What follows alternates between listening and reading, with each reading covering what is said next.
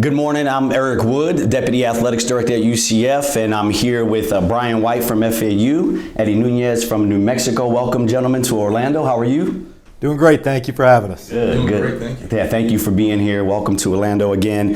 Today we're talking a little bit about leading organizational change. And both of you have recently assumed and earned your positions at your respective institutions. And I'm curious, and for our viewers, how did you go about soliciting feedback as you led organizational change? Was there a document? Was there a method you used?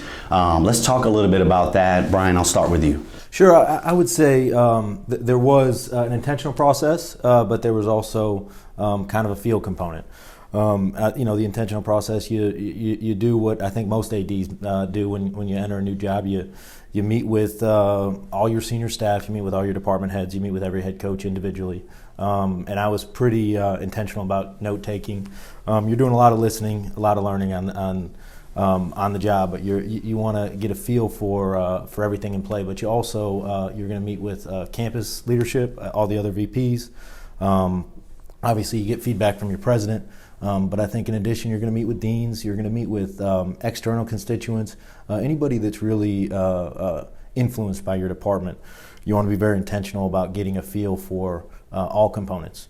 That being said, there's also a kind of a more of a informal aspect where you see things every day and you learn things every day. And so with that, you're building kind of a consensus. You do see trend lines. You pick up themes, both internally and externally, and sometimes you'll pick up a theme early, and then that theme will be contradicted later. So sometimes you don't want to be quick to make a decision. You want to be slow to evaluate and really feel it out. Great, thank you. Eddie, how about you? No, very much similar to what Brian said. I think it's when you take a new opportunity, first you have to kind of digest everything, figure out what's in place. But you come in with a game plan, you figure out what individuals you want to sit down with.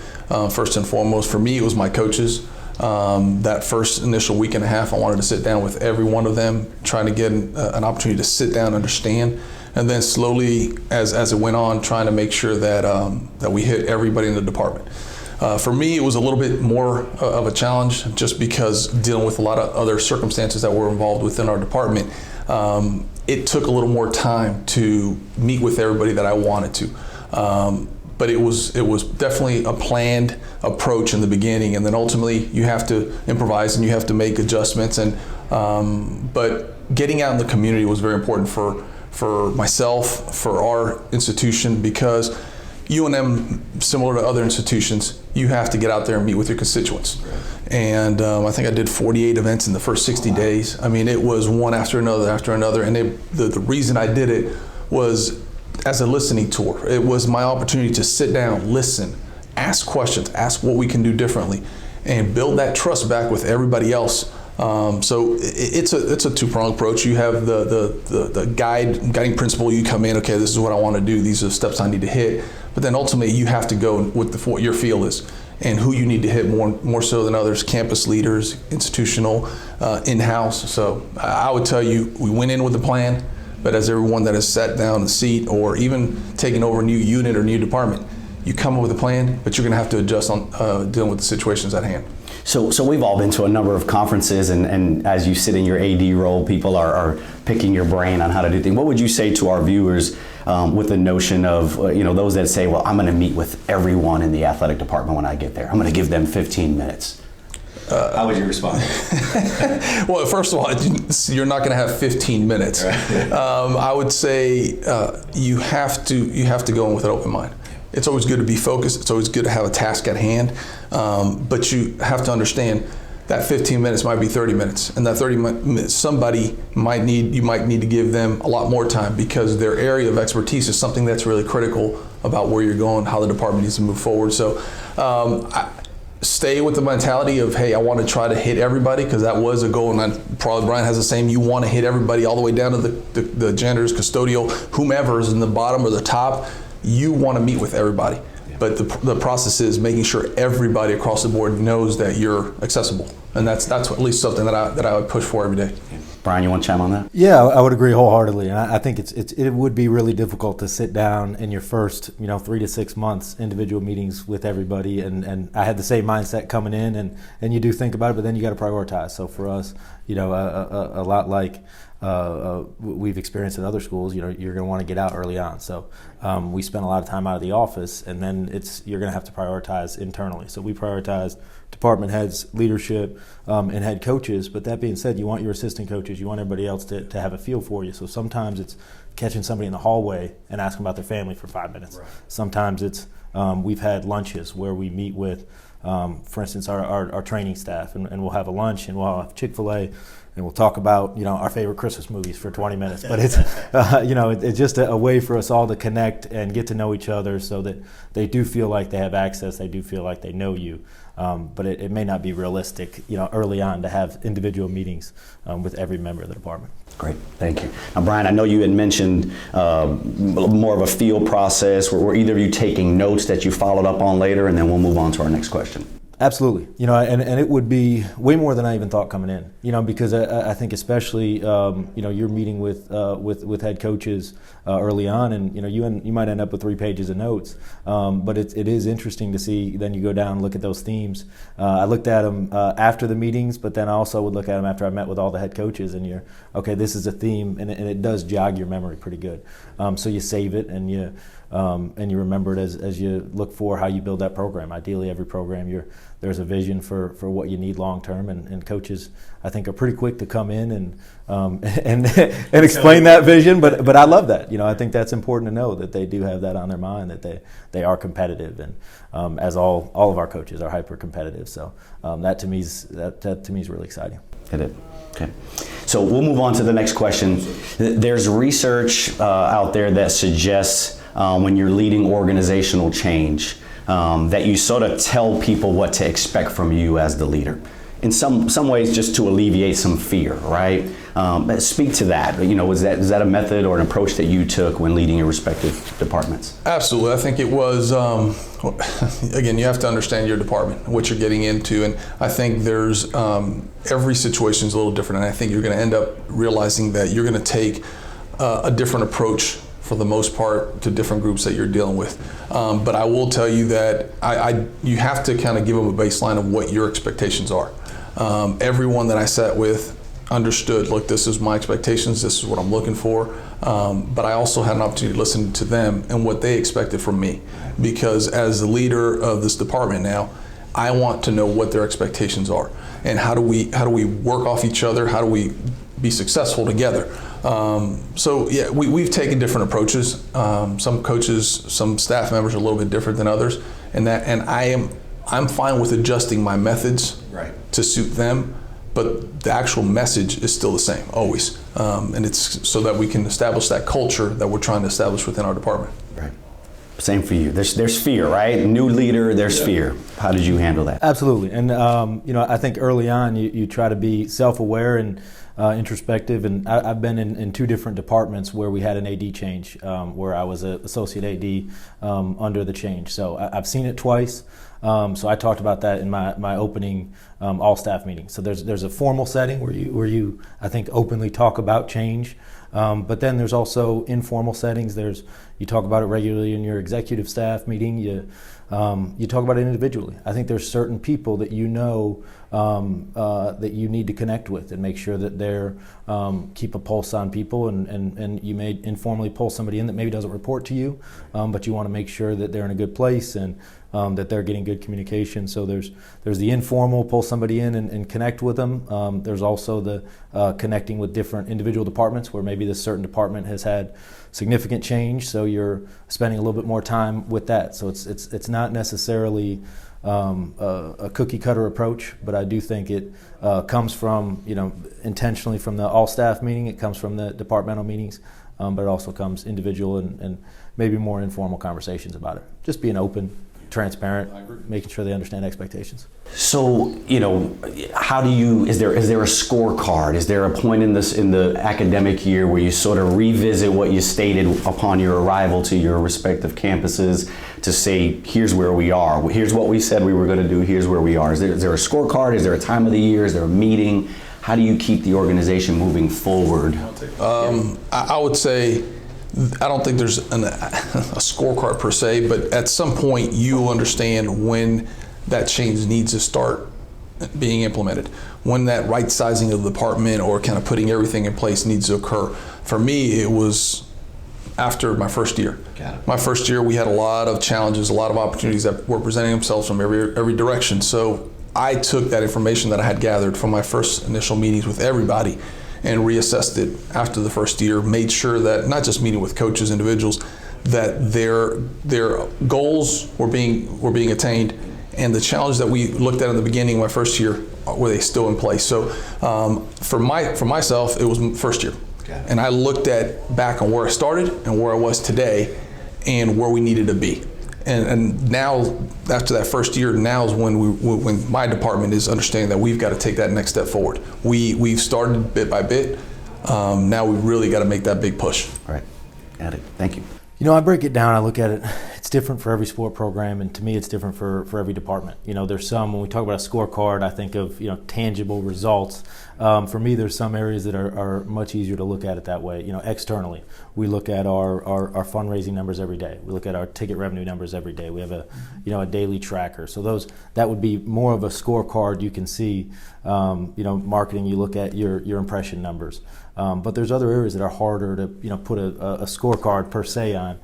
But I do think it is something where you want all programs, they're equally important. You want all departments to be contributing at a very high level for the overall mission of the athletic department. So keeping a feel on, are we highly efficient? Are we contributing to the greater good in every area? And then I think you get there with communication, understanding of expectations, and listening through time. You know, I'm still 10 months in, haven't hit the 1 year mark, but I think in all those departments you want to make sure you're not losing focus on this one's more important than the other. So we're going to be okay here, but we're going to be really good here.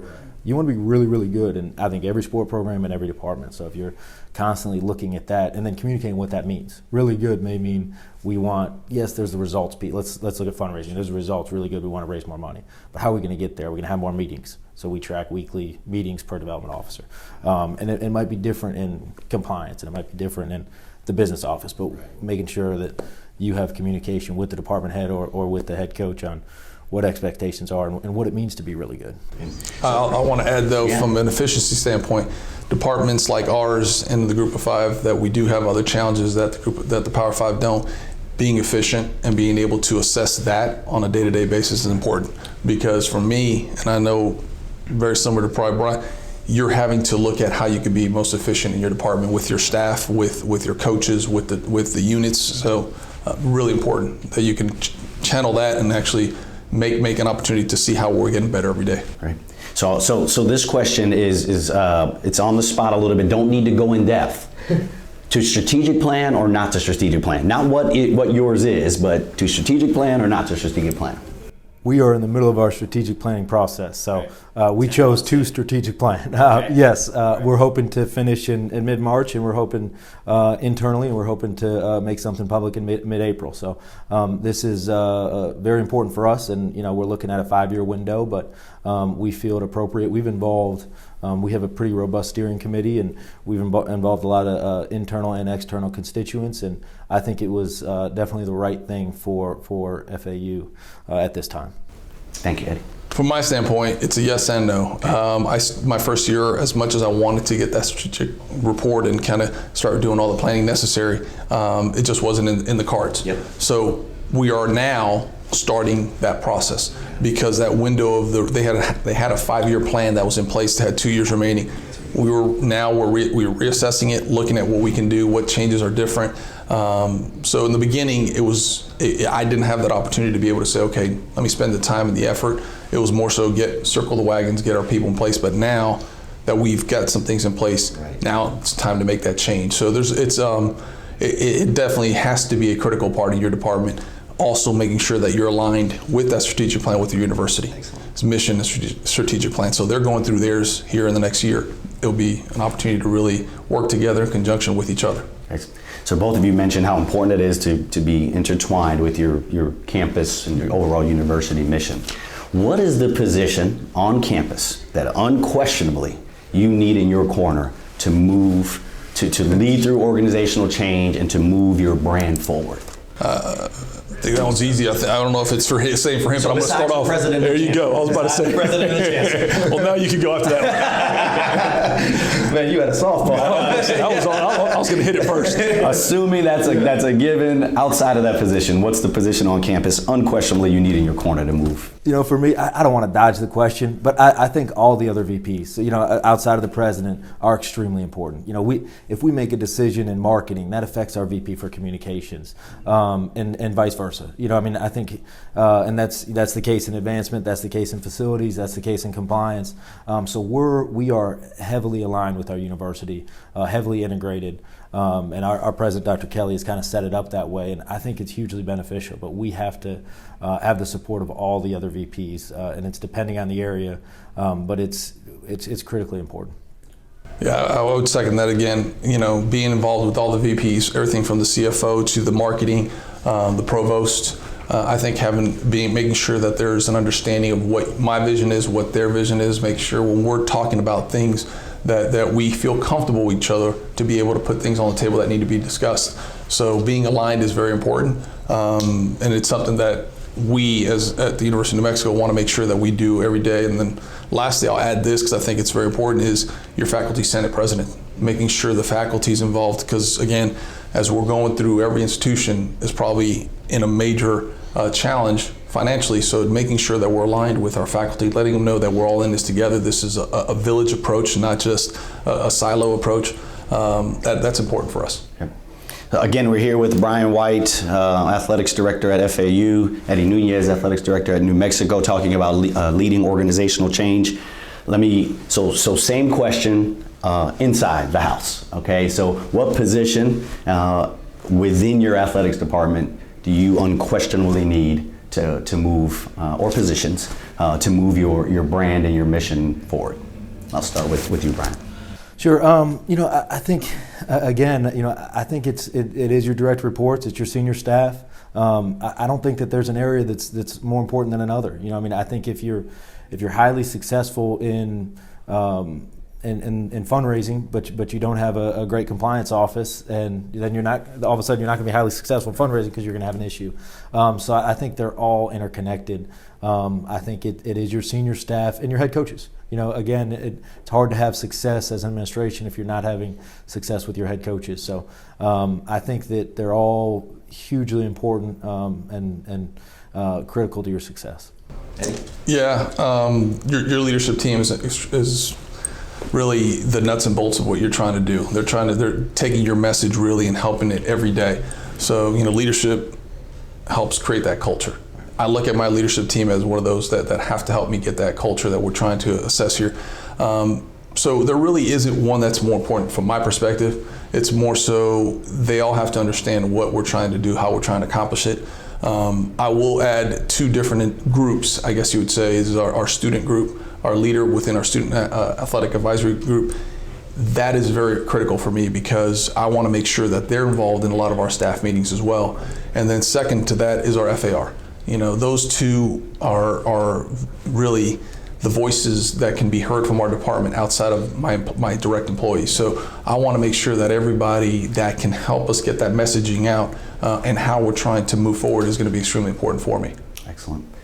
Well, thank you, gentlemen. Those are all the questions I have. Any last minute comments for our viewers on leading organizational change that you want to share before we close out the day? You know, I think I would say be patient. Be patient with an opportunity, understanding that there's going to be challenges that you are unaware of, but understand, be positive, and be willing to roll up your sleeves and get after it. Because I've said it before, you know, these positions that we hold, it doesn't matter where you are on the totem pole, they're all going to be challenging. They're all going to have their opportunities that are going to be kind of pull you away at times and not understand why. Stay the course. Be patient. Understand that that you need to stay true to who you want to be and what you're looking to make out of your opportunity. Yeah. Thanks, Eddie. Brian? Eddie said it very well. You know, I think positive is a great word for it. I think change is hard. Being adaptable is very important, and I think remaining very, very positive in everything you do is critical. And I think also from a leadership standpoint, being very, very transparent, trying to be very sensitive for what the staff, not just the staff that reports directly to you, but what the culture of the entire staff is, and trying to do everything you can to make it better for people. Right. Well, gentlemen, thank you for your time. I know your schedules at the NCAA convention are crazy, so we appreciate you carving out some time for us. Again, I'm Eric Wood, Deputy Athletics Director at UCF, joined again by Brian White at FAU, Eddie Nuñez from New Mexico. Have a great day.